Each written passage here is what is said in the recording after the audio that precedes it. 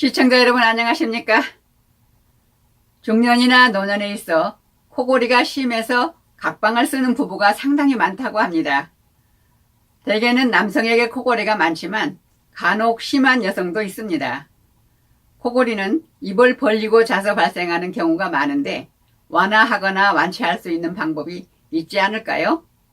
자세한 내용을 김대율, 김점순 두 기자가 한의학 박사이며 이병삼 경희 한의원 원장인 이병삼 원장을 만나 자세히 알아봤습니다. 안녕하세요.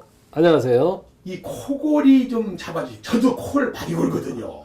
네네. 저도 코를 엄청 골다고 사람들이 막 피어자거든요. 네. 이거 어떻게 잡아야 돼요? 네. 실버들이 그런 분들이 참 많더라고. 네. 좀 얘기 좀 해주시죠. 네.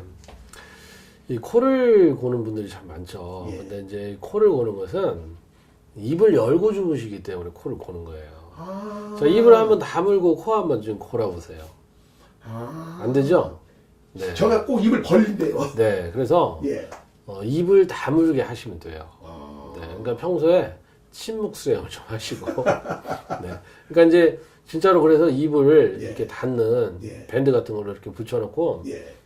주무시면 좀 덜 곱니다. 근데 이제 입을 벌리는 이유가 어려서부터 좀 습관적인 경우가 있어요. 그러니까 이제 주무실 때 침을 흘리고 좀 주무시는 경우. 근데 사실 그 이제 입을 벌리는 이유가 왜 그러냐면 코가 막혀서 그렇거든요. 예. 그래서 대개는 이제 비염이 있으세요.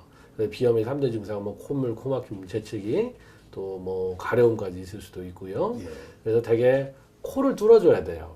근데 이게 뭐 비중격 망곡증이라고 해서 이제 코에 있는 중격, 가운데 있는 경막이 삐뚤어져 있어서 그렇다고 하는데 사실 그것이 반듯한 사람은 거의 없어요. 네, 그래서 그것을 수술할 때도 좀 주의해야 합니다. 저희 환자 같은 경우도 그 수술을 하고 나서 굉장히 좀 예후가 안 좋아서 물론 이제 특이 체질로 그러신 분이겠지만 괴사가 돼서 막 영구 장애를 또 입은 분도 계시는데 예. 어쨌든 모든 수술은 좀 우리가 신중해야겠죠. 예. 어쨌든 간에 그래서 비염을 좀 치료를 해야 한다. 그 다음에 두 번째는 비만해서 그래요. 비만하면은 코의 어떤 이런 점막들도 비유하게 돼요. 그러면 당연히 이게 이제 코로 가는 기도가 좁아지겠죠. 좁아지면은 좁은 쪽으로 이렇게 공기를 빨아들이면 소리가 크게 나겠죠. 그리고 이제 그쪽이 답답하니까 당연히 입을 또 열고 자고. 그리고 이제 술을 마시면 또 모든 그 기관들이 쭉쭉 늘어지니까 코에 있는 점막 이런 것도 좀 늘어나고 부종이 생기고 그러면서 또 코가 막혀서 심하게 되는 것이죠.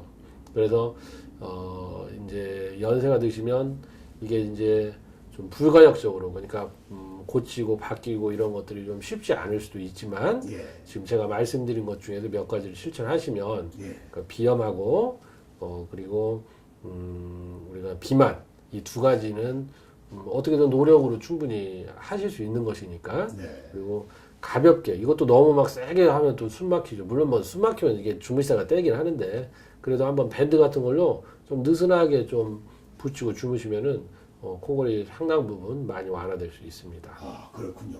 네. 그거 외에는 네. 한의원에서 네. 침을 맞는다든가 혹은 약을 지어서 먹는다든가 그렇게 해서 잡는 법은 없습니까?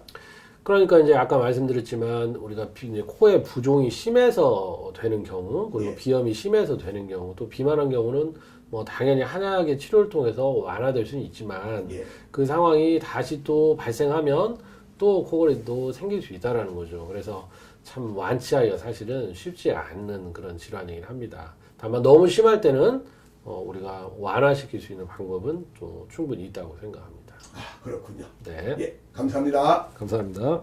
이상으로 실버의 뉴스를 마칩니다. 시청해주신 여러분 고맙습니다.